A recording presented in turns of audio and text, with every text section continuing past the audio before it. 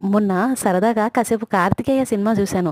అందులో ఒక సీన్ ఉంటది కదా! నిఖిల్ కారులో కాలేజ్‌కెళ్తుంటే వాళ్ళ అమ్మ కాల్ చేసి, "నీ రాశి ఫలాల ప్రకారం ఇవాళ నీకు నచ్చే అమ్మాయిని కలిసే ఛాన్సెస్ ఉంటది. కొంచెం చూడరా" అని చెప్తుంది.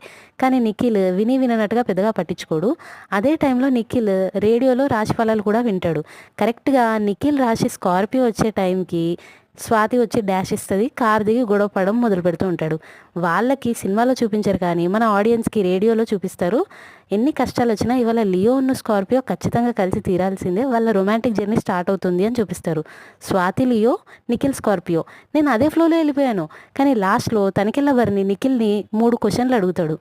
దాని తర్వాత మూతబడ్డ గుడి ఖచ్చితంగా మేషరాశి వాడితోనే ఓపెన్ చేయబడుతుంది అంటారు. ఆ లెక్క ప్రకారం నిఖిల్‌ది మేషరాశి కావాలి. కానీ స్టార్టింగ్‌లో స్కార్పియో అని చూపిస్తారు.